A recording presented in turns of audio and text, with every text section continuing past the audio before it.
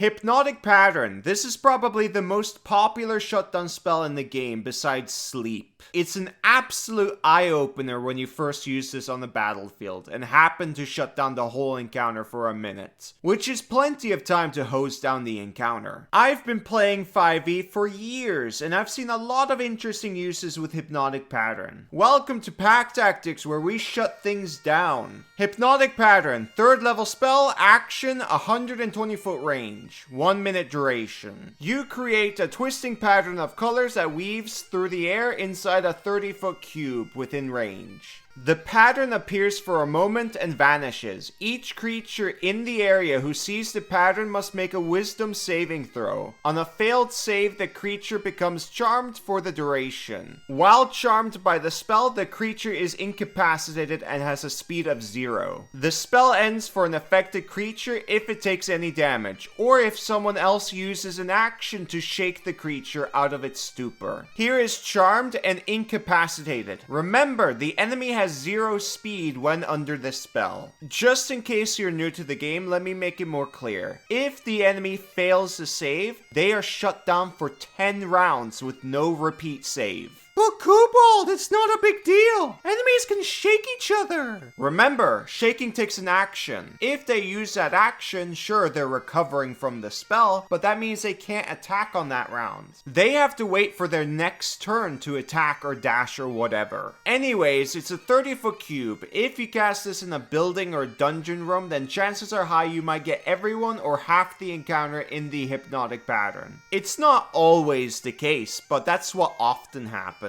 Some encounters have the mobs more spread out, which makes it more difficult to put down the spell. But that might not be that big of a problem, because you either have different spells to cast that are better for the situation, or the mobs just naturally group up anyways. Let's pretend you have a paladin in your group. If they run up to melee and then everyone swarms them, then this is a good opportunity to cast Hypnotic Pattern. Kobold, you're casting Hypnotic Pattern on the paladin too? What the heck?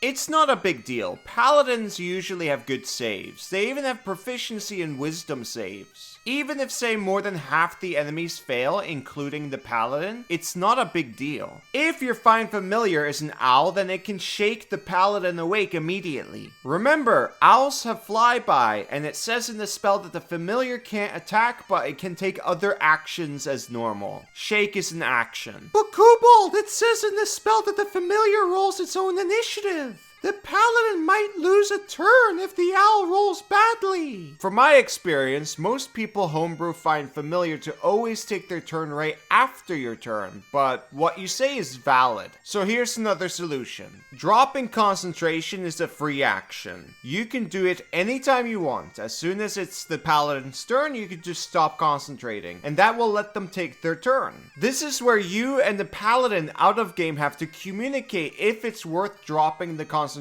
or not. But in this example, it's not, because more than half the encounter is shut down, and it's optimal to keep it that way. Speaking of party, your party might have the solution needed to solve the initiative problem. Like if you have a hand crossbow fighter in your party, they can just shoot the paladin normally to get them out of the effect, and then proceed with shooting the other mobs that weren't affected by the spell with sharpshooter and all that jazz. The paladin taking 1d6 plus dex damage from the fighter is usually not a big deal. Same with Warlock, though Warlock Eldritch blasting the paladin to wake them up and then continue blasting the others can also be a good trade. Kobold, you're giving the DMs out their ideas now! Yes, I've seen DMs do this too, many times before. Some mobs just group shake. It's a good recovery, don't get me wrong, but that takes a lot of actions to recover, so the solution I've seen is just to attack each other. If an enemy has multi-attack and makes 2 swings, then that's a quicker recovery compared to shaking, especially if there's a group of them. Sure, they take some damage, but single swings are usually not a lot of damage from mobs. Here's a vampire spawn. You can cast Hypnotic Pattern on a group of them. They don't have immunity, but these guys are good at recovering from the spell because they have multi-attack, they do slashing damage, and they're resistant to slashing. So that 2d4 plus 3 damage is not a big deal. Also, they have the regeneration on top of that. So yeah, usually new DMs are a little intimidated by Hypnotic Pattern because of the mass shutdown power it has. And it can be very hard to recover from such a spell. But after some experience and seeing stuff like Vampire Spawn recovery, then it doesn't become that intimidating anymore. It's still an incredibly strong spell though. This example with the vampires isn't a full-on hard counter to Hypnotic Pattern like being immune to Charm. This is just an example of smart enemies making an effective recovery.